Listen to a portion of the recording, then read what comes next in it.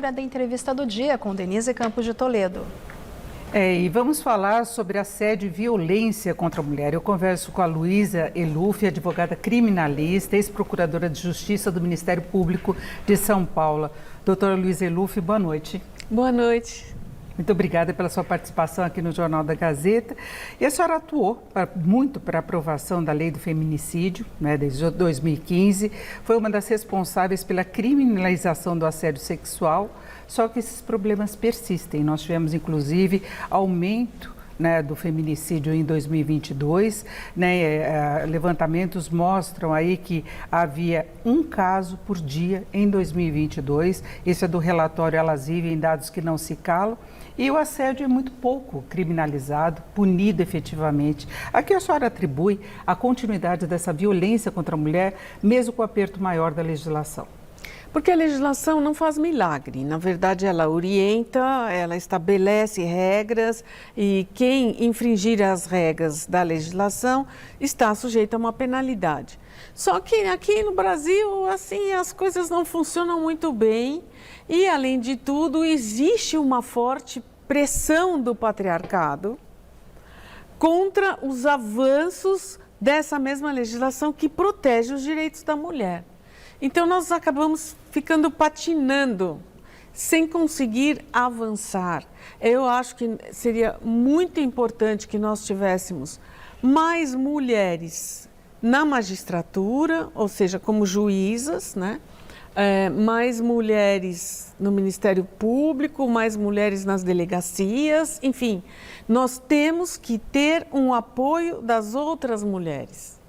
Porque os homens nem levam muito a sério. Eu vou te dizer, existem juízes maravilhosos, existem promotores e procuradores de justiça maravilhosos, porém, falta um amparo maior e esse amparo maior deve constituir um grupo grande de mulheres conscientes de como tratar a outra mulher. E tem a questão também da proteção efetiva quando há alguma ameaça, o mesmo assédio, primeiro tem de ser levado a sério, efetivamente como um caso de assédio. Isso. Agora, no caso de violência, quando se chega ao assassinato, geralmente tem um histórico de ameaças, já de agressões e as mulheres não têm medidas protetivas efetivas. Tem um ou outro caso, mas é uma coisa mais ou menos protetiva e a mulher acaba sofrendo, ela tem que se afastar do emprego muitas vezes, tem que ficar escondida, junto com os filhos, muda a vida por causa de estar sendo ameaçada.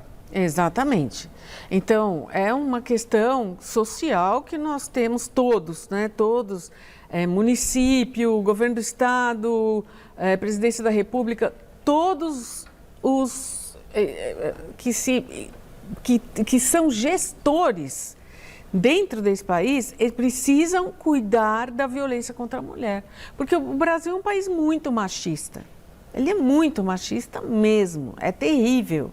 E para mudar isso é preciso que as escolas, todas as escolas, as públicas e as privadas, falem sobre isso com as crianças desde cedo e falem sobre isso depois no primeiro grau, no segundo grau, nas faculdades. É preciso reeducar para a convivência pacífica, porque nós não temos aqui uma preocupação muito grande.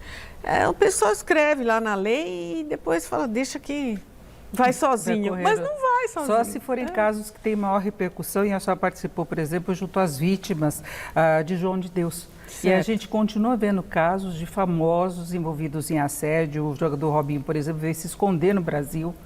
Agora se pede que ele cumpra a pena aqui no Brasil, já que não há extradição. Agora é uma situação diferente de Daniel Alves, que na Espanha está enfrentando o rigor da lei. E de uma lei específica que pega, inclusive, as questões de assédio. Não apenas de violência explícita contra a mulher, mas o assédio também, não é? Exatamente, e essa lei da Espanha foi criada recentemente por causa de um estupro coletivo que ocorreu de fato lá, em que uma moça, ela foi dopada, e em seguida 5 rapazes estupraram essa moça e ela estava desacordada, ela não podia reagir, então evidentemente foi um estupro. Porque, sabe, quando uma moça vai lá e diz, olha, ele me forçou, eu não queria, papapá. Aí vem todos os outros homens dizer assim, ah, imagina, então por que que ela foi? O caso do Daniel Alves, todo mundo falava, por que que ela foi com ele? Ele convidou a moça para sentar na mesa dele e ela foi. O que que tem? Sentar à mesa é uma coisa. Agora, ser obrigada a manter uma relação sexual porque o rapaz pagou uma cerveja para ela é um absurdo, é algo inimaginável dentro da nossa civilização. Então, o que que a Espanha fez diante daquele estupro coletivo? Mudou a legislação, tornou tudo mais rápido e mais eficiente para cuidar desses casos. E a colaboração também de quem trabalha na noite, em bares, não é? Em casas noturnas, que seguiram todo um protocolo. Exatamente isso que você está dizendo, porque não adianta você fazer só num pedaço da história, você tem que reconstruir os valores e a forma de atuação. Então, é isso que falta no Brasil. Assim, a gente tem a lei, não é tão boa quanto a da Espanha, eu acho que nós vamos chegar lá, mas a gente não tem o aparato policial, às vezes judicial, e o aparato local mesmo.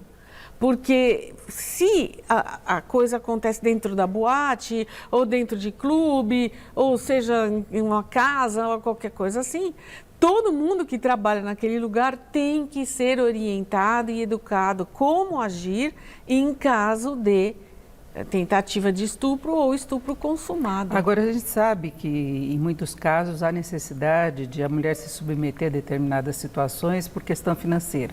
Então, se coloca muito a necessidade de igualdade salarial, uma discussão que está colocada agora, dela conseguir avançar profissionalmente. Agora, em muitos casos, o que leva a essa violência é justamente a mulher tentar se impor e ter maior liberdade, não é?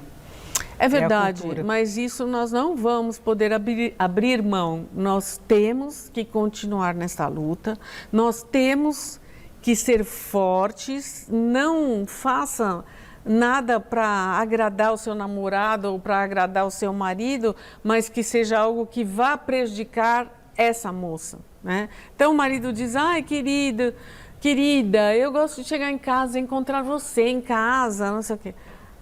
Ela fala, mas infelizmente não dá, porque eu tenho meu trabalho, né? Independência. É, claro, porque a gente tem que ter o foco na educação. Eu acho que o Brasil peca muito por deixar a educação de lado, mas a educação que eu digo é, desde crianças na escola, é preciso ensinar a mulher a ser forte.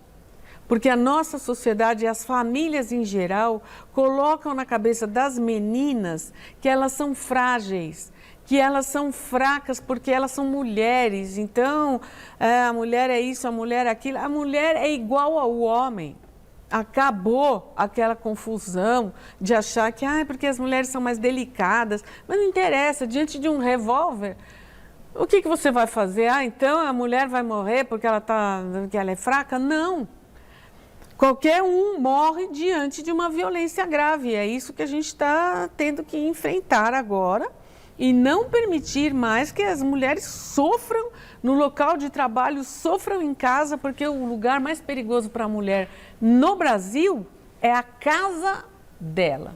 Perfeito, eu agradeço muito os esclarecimentos do Luiz Eluf, advogada criminalista e ex-procuradora de Justiça do Ministério Público aqui de São Paulo. Mais uma vez, muito obrigada. Eu que agradeço, boa noite.